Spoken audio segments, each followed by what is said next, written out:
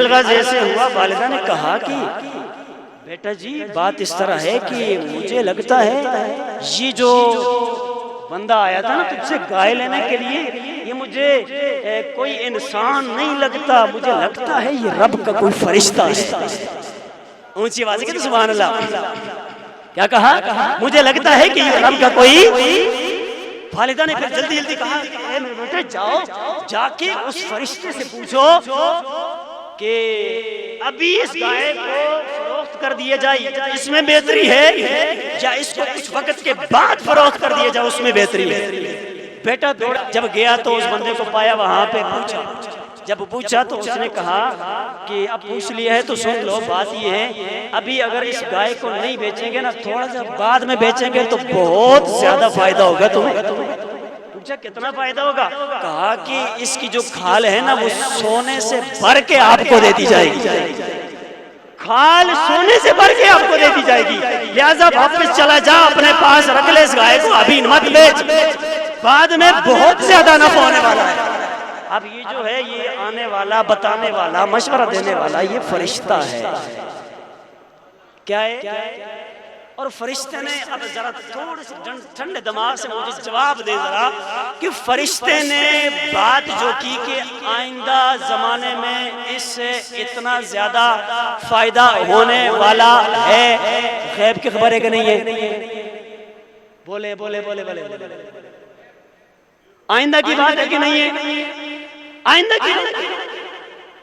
اب یہ جو ہے فرشتہ یہ میرے نبی کا نوکر ہے۔ نہیں نہیں نہیں، یہ بھی میں نے ہلکی بات کہہ دی، میرے نبی کے نوکر کا نوکر ہے۔ کیوں کہا میں نے یہ جملہ؟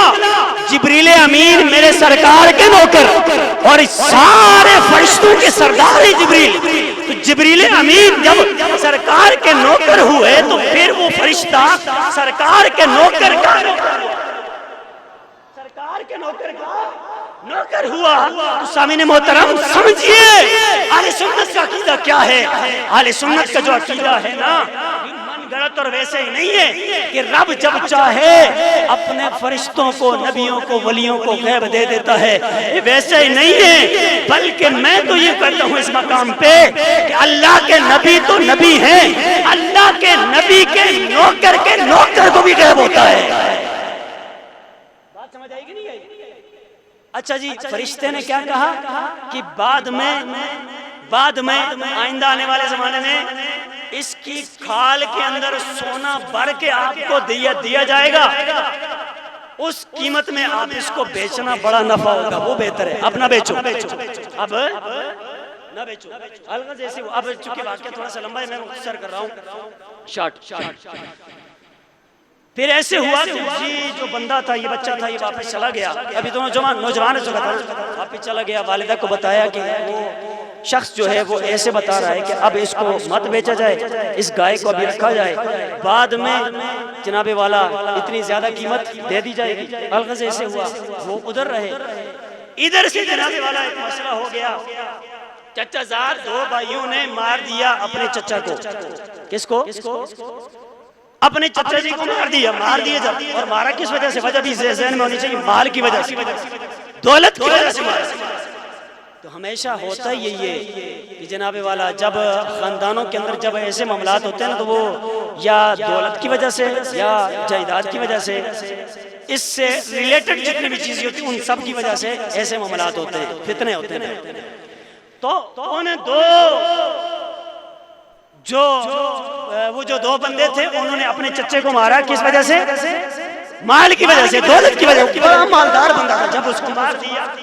اب جناب لوگ اس بات میں لگے ہوئے ہیں، اور مار کے جناب ویسے ہی نہیں چھوڑ دیا بلکہ ویران جگہ میں لے کے چلے گئے اور وہاں پہ چھوڑ دیا۔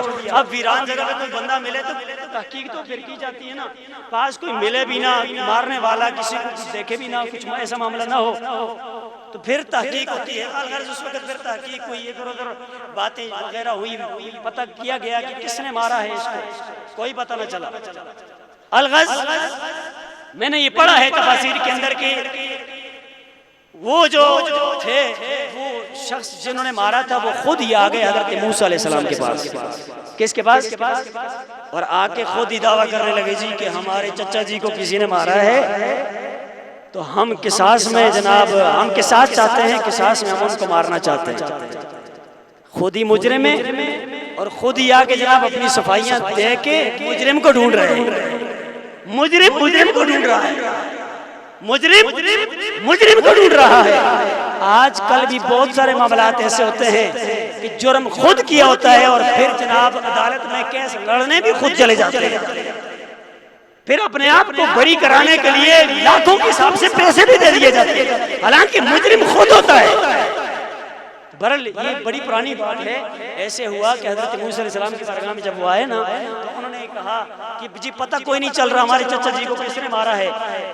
حضرت موسیٰ علیہ السلام نے فرمایا کہ تم ایسے کرو، ایک گائے کو ذبح کرو۔ کیا کرو؟ گائے والی بات ذہن میں ہے نا؟ اب وہاں پہ مڑ کے جائیں گے۔ کہا تم گائے کو ذبح کرو۔ قرآن پاک کے اندر اللہ تبارک و تعالی نے ارشاد فرمایا وَإِذْ قَالَ مُوسَىٰ لِقَوْمِهِ إِنَّ اللَّهَ يَأْمُرُكُمْ أَن تَذْبَحُوا بَقَرَةً۔ جب حضرت موسیٰ علیہ السلام نے اپنی قوم سے فرمایا کہ بے شک اللہ تبارک و تعالی تمہیں یہ حکم ارشاد فرماتا ہے کہ تم گائے کو ذبح کرو۔ اونچی آواز سے کہتے سبحان اللہ، تم گائے کو ذبح کرو۔ وہ کہنے لگے جناب ہمارا معاملہ ہے قتل کا اور تم کہہ رہے ہو گائے کو ذبح کرو، اس کا کوئی ربط نہیں ہے، کوئی تعلق نہیں ہے آپس میں۔ اے موسیٰ یہ کیسی بات کر رہے ہیں آپ؟ انہوں نے کہا قالوا اتتخذنا ہزوا، کیا تم ہم سے مذاق کرنا چاہتے ہو کہ گائے کو ذبح کر دیا جائے؟ قال اعوذ باللہ ان اکون من الجاہلین۔ حضرت موسیٰ علیہ السلام نے فرمایا کہ میں اللہ کی پناہ چاہتا ہوں کہ میں جاہلوں میں سے ہو جاؤں۔ آگے فرمایا قالوا ادع لنا ربک یبین لنا ما ہی۔ وہ کہنے لگے اے موسیٰ آپ اللہ پاک کی بارگاہ میں دعا کریں کہ وہ کیسی ہو گائے، کس طرح کی ہو وہ گائے۔ قال انه یقول انها بقرۃ لا فارض ولا بکر۔ فرمایا کہ وہ رب فرماتا ہے کہ وہ گائے نہ بچی ہو، نہ بڑی ہو، نہ بوڑھی ہو، نہ بچی ہو، بلکہ عوان بین ذالک، اس کے درمیان ہو، یعنی نوجوان ہو وہ گائے، ایسی گائے ذبح کرنی ہے۔ پھر فرمایا فَفَعَلُوا مَا تُؤْمَرُونَ، جو تمہیں حکم دیا گیا ہے اس پہ عمل کرو، جو تمہیں حکم دیا گیا ہے اس پہ عمل کرو۔ پھر کہنے لگے قالوا ادع لنا ربک یبین لنا ما لونها۔ وہ بنی اسرائیلی کہنے لگے اے موسیٰ اپنے رب سے پوچھ کے بتائیے اس کا رنگ کیسا ہو۔ قال انه یقول انها بقرۃ صفراء۔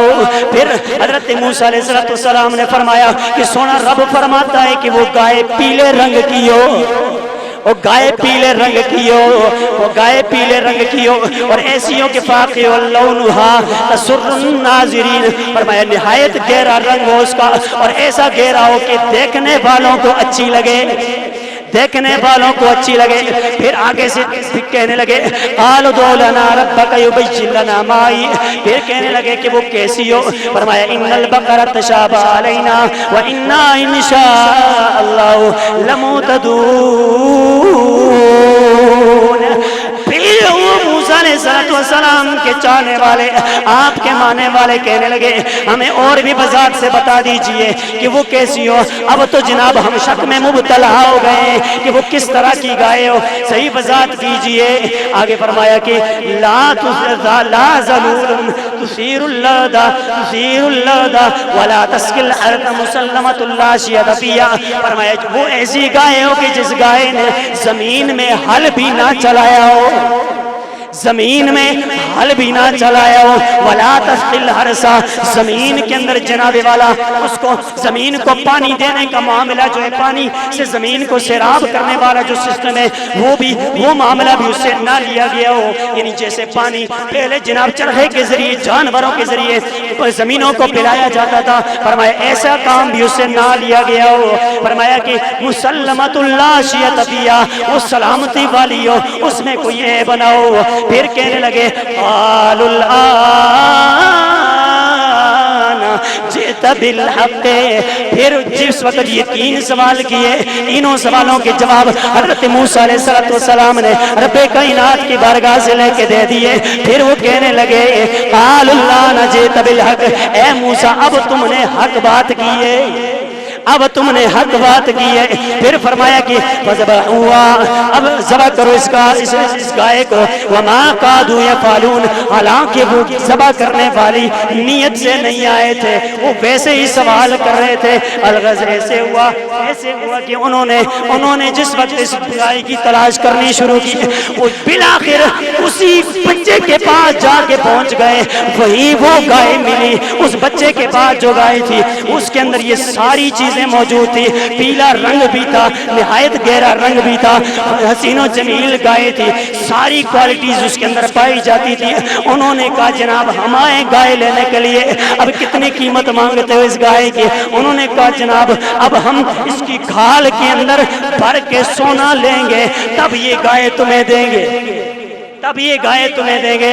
الغرض فرشتے کی بات پوری ہوئی, انہوں نے کھال کے برابر سونا دے دیا, گائے کو لے لیا. جب گائے کو لے کے آ گئے مردے کے پاس پہنچ کے حضرت موسیٰ علیہ السلام نے فرمایا تھا اس گائے کی دم کی ہڈی یا زبان کے ٹکڑے کو اس مردے کو مار دینا, مردہ زندہ ہو کے خود بتا دے گا کہ مجھے کس نے قتل کیا ہے. الغرض گائے کو قریب لایا گیا, مردے کے پاس گائے کو ذبح کیا گیا, اس کی زبان سے یا اس کی دم کی ہڈی سے جناب والا کاٹ کے اس مردے کو مارا گیا. جب اس مردے کو مارا, مردہ زندہ ہو گیا. جب زندہ ہو گیا تو اس مردے نے کہا یہاں پہ موجود ہونے والوں سنو, مجھے کسی اور نے قتل نہیں کیا ہے, مجھے تو جناب اپنے ان دو بھتیجوں نے قتل کیا ہے جن کا یہ نام ہے, انہوں نے مجھے قتل کر کیا ہے. تو جس وقت سامنے محترم یہ بات ہوئی, قتل سامنے آ گیا, قاتل بھی سامنے آ گئے, مقتول بھی سامنے آ گئے. پھر جناب والا بعد میں ان کو قصاص کے طور پہ قتل کر دیا گیا. میں یہاں پہ ایک بات کرنا چاہتا ہوں سامنے محترم, اگر اللہ کے نبی کے پیاروں کی گائے اگر اس میں سے ایک ٹکڑا کسی کے جسم کے ساتھ لگ جائے, اس جسم کے اندر زندگی آ جاتی ہے, اس کے اندر حیات آ جاتی ہے. تو جب اس گائے کے ٹکڑے کے اندر اتنی صلاحیت رب رکھ سکتا ہے تو خود سوچیں اللہ تبارک و تعالیٰ نے اپنے نبیوں ولیوں کے جسموں میں کتنی طاقت رکھی ہوگی. تو گائے کا رب کی قدرت سے لگے تو اس قدرت کے بعد وہ مردہ بول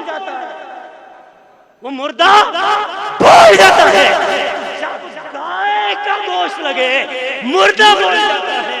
تو شیخ عبد القادر جیلانی کا ہاتھ لگے تو مردہ کیوں نہیں زندہ ہو سکتا؟ وہاں رب کی قدرت سے ہوا, یہاں بھی رب کی قدرت سے. تو بات کھل کے سامنے آ گئی کہ رب اگر اپنا کمال رکھنا چاہے تو گائے کے چھوٹے سے ٹکڑے میں رکھ سکتا ہے. تو جو رب گائے کے چھوٹے سے ٹکڑے کے اندر حیات رکھ سکتا ہے تو اپنے نبیوں ولیوں کے ہاتھوں میں کیوں نہیں رکھ سکتا؟ یہی وہ باتیں ہوتی ہیں کہ جو جناب ریزلٹ کے طور پر بتائی جاتی ہیں. تو یہی واقعہ سورہ بقرہ کے اندر موجود ہے. اگلی آیتیں میں چھوڑ رہا ہوں, ٹائم پورا ہو گیا ہے. اسی واسطے اس سورت کا نام سورہ بقرہ